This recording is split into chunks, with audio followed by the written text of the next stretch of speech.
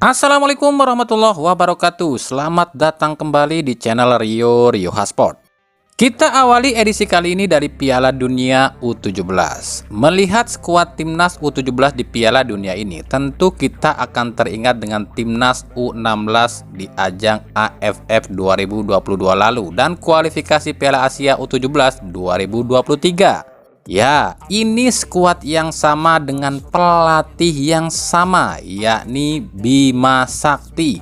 Cuma bedanya di Piala Dunia U17 ini ketambahan 3 pemain saja, yakni Aulia Rahman, pemain Persita U16 dan 2 pemain abroad, yakni Welber Jadim dan juga Amer Berkik. Ini tentunya tantangan bagi Bima Sakti, sebab saat ini skor Bima Sakti itu di timnas U16 dan 17 adalah 1-1. Iyalah 1-1. Kan Bima Sakti ini juara AFF U16, tapi jeblok di kualifikasi Piala Asia U17. Jika Bima Sakti mampu bawa timnas U17 minimal semifinal Piala Dunia, maka skornya jadi 3-1. Kok 3-1? Kenapa nggak 2-1? Ya akan naik 2 poin lah, sebab kan poin Piala Dunia ini double poinnya, jadi 3-1. Tapi ini sangat berat sih bagi Bima Sakti dan timnas U17, sebab lawannya pun selain faktor tubuh mereka yang menjulang semua, kualitas pun, kelas mereka pun ya di atas kita, sebab ranking mereka pun di atas ranking kita. Yuk coba kita lihat lawan timnas Indonesia di grup A ini ada di ranking berapa sih? Yang pertama Ekuador, ini ada di ranking 36 dunia. Yang kedua Panama, ada di ranking 44 dunia. Dan Maroko ini ada di ranking 13 dunia. Sementara Indonesia di posisi 145 dunia. Jauh banget ya guys. Kami pribadi tetap mendukung perjuangan timnas U17 dan berharap minimal loloslah di grup ini ya, meskipun main di Indonesia, tapi kita juga harus realistis. Tapi segala kemungkinan bisa terjadi di dalam dunia sepak bola.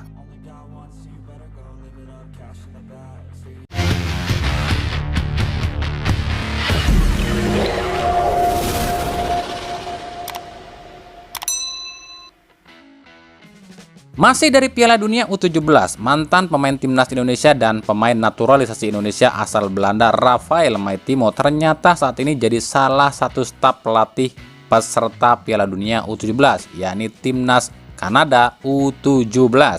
Pemilihan Maitimo ini oleh negara Kanada bukan tanpa alasan, sebab Maitimo yang keturunan Indonesia dan pernah punya pengalaman main banyak di Indonesia dan pernah main di Piala Dunia, otomatis membuat Kanada ini bisa mengorek informasi pada Maitimo soal apa-apa saja tentang Indonesia. Apalagi Kanada ini berada di grup yang cukup berat, yakni grup B bersama Spanyol, Mali, dan Uzbekistan. Nah, kita akan lihat nih seberapa jauh Rafael Maitimo bersama timnas Kanada. Sebagai catatan, saat ini Maitimo ini sudah memiliki lisensi kepelatihan B Eropa loh, yang artinya tinggal kursus 1 kali lagi maka Maitimo bisa melatih salah satu tim di Liga 1. Kita beralih ke berita klub. Kami dulu pernah bilang jika mantan pelatih Persib Luis Milla ini akan kembali ke Liga 1, tapi bukan musim ini melainkan musim depan. Dan dulu kami ini dihujat yang bilang kami ini hoak. Bahkan kami sempat bilang kalau Luis Milla ini akan kemungkinan ya ke Bali United, dan kami pun dibilang hoak. Padahal waktu itu kami bilang rumor lo ya. Tapi lihat sekarang, terbuktikan 2 tim Liga 1 sudah menjalani kesepakatan dengan Luis Milla. 2 tim ini adalah 2 tim yang saat ini punya fasilitas mewah di Liga 1. Wow, fasilitas mewah itu apa sih ya? Ya mungkin saja gaji yang stabil dan juga punya training ground sendiri dan akan punya stadion sendiri. Nah, silahkan tebak sendiri tim mana itu.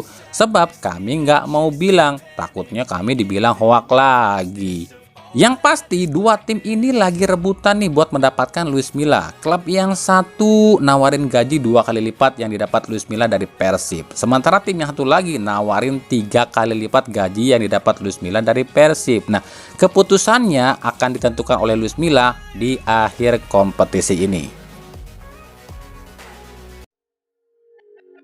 Dari PSM Makassar, pelatih PSM Makassar Bernardo Tavares kembali nyalahin wasit nih. Hal ini buntut kekalahan 2-3 PSM Makassar dari Persija Jakarta di pekan ke-18. Menurut Tavares, wasit yang memimpin laga ini, yakni wasit Armin Dwi Suryatin, sudah nggak layak jadi wasit. Bahkan jika harus pimpin di Liga Amatir pun wasit ini nggak layak, itu kata Tavares. Saya sudah sampaikan, wasit ini sudah tak layak menjadi wasit. Track recordnya sangat buruk. Saat kami lawan Persib, wasit ini membela Persib. Saat kami lawan PSS Sleman, wasit ini memihak PSS. Kami selalu dirugikan oleh wasit ini, ujar Bernardo Tavares. Lucu ya, kalah kok bawa-bawa klub lain sih coach. Besok-besok bawa wasit sendiri aja deh. Tapi emang sih kami pribadi sering banget nih mengkritik wasit asal Lubuk Linggau ini. Sebab wasit ini tuh sebenarnya udah lama ya berada di Liga 1, tapi kemampuan wasit ini tuh masih jauh dari kata layak jadi wasit. Ya udah, coba deh ngomong sama Munafri Arifudin tuh, kan dia ini bos PSM dan juga esko PSSI. Ya siapa tahu wasit ini didegradasi gitu loh.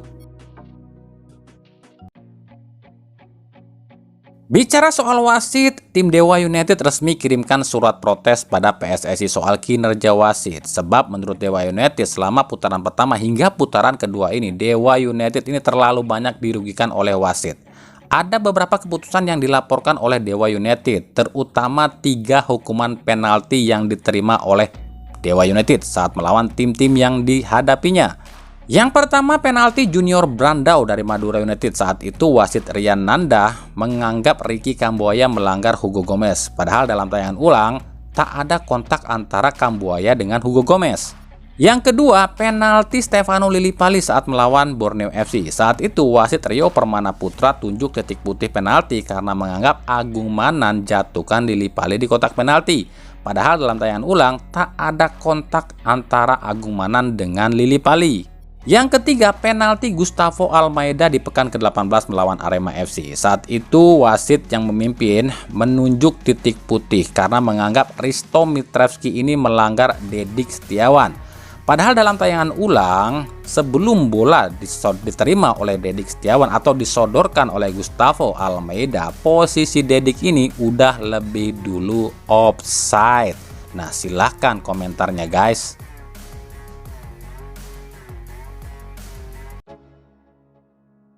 Dari Bayangkara FC, Bayangkara FC resmi mendatangkan gelandang bertahan asal Singapura, Zulfahmi Arifin.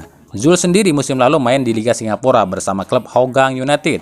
Pemain berusia 32 tahun ini didatangkan Bayangkara FC dengan status pinjaman hingga akhir musim. Nah, buat yang nanya terus itu gimana soal Abah Gomez? Gimana nih keputusannya? Apakah Bayangkara akan didenda? Soalnya kan Abah Gomez ini lisensinya belum mencukupi. Ya enggak dong, Bayangkara enggak bakalan didenda cuy. Kan Bayangkara pinter. Secara gitu loh, tim penguasa liga mana ada yang berani jatuhkan sanksi. Bayangkara ini jadi gini triknya nih, mereka ini tetap mendaftarkan Emral Abus sebagai pelatih kepala. Meskipun Emral Abus ini udah nggak ngelatih ya di Bayangkara, cuman jadi penasihat tim aja. Tapi menurut Bayangkara FC nih, menurut manajernya, Emral Abus tetap didaftarkan sebagai pelatih kepala, sementara Gomez cuma didaftarkan sebagai asisten pelatih Emral Abus gitu loh. Itu kata Sumarji loh ya. Tapi buktinya di situs PT LIB, pelatih kepala Bayangkara FC bukanlah Emral Abus tapi Abah Gomez cuy. Nih buktinya. Ada Liga Wakanda katanya mau bersih dan netral, tapi tetap aja ya takut sama si Anu. Ini mah namanya Liga Polri kayak gini mah.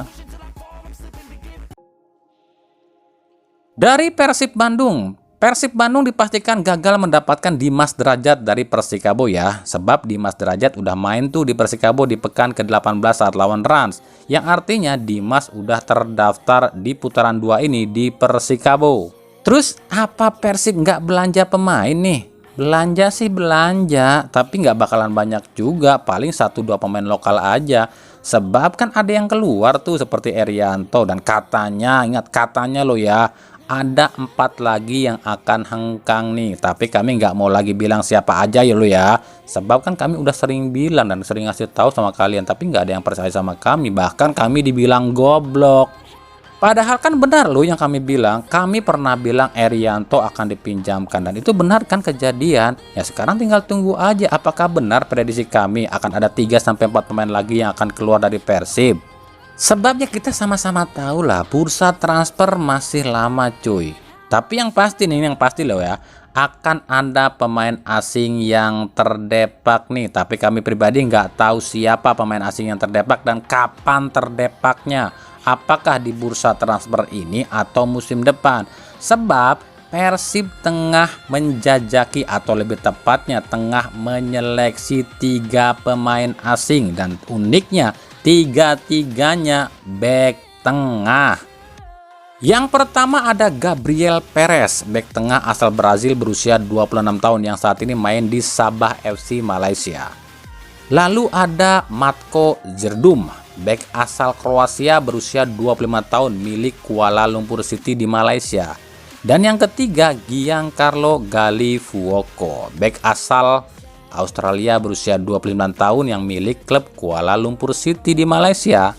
Tapi kabarnya dari 3 orang ini cuma 1 aja yang akan dipilih. Ini katanya lo ya, jangan salahin kami lo ya. Tapi menurut kami nih ya, adanya nama Giancarlo Gallifuoco ini membuat kami ngeri. Kenapa ngeri? Sebab Gallifuoco ini tuh asal Australia loh, yang secara nggak langsung bisa jadi slot ASEAN. Apakah ini posisi Sato yang terancam?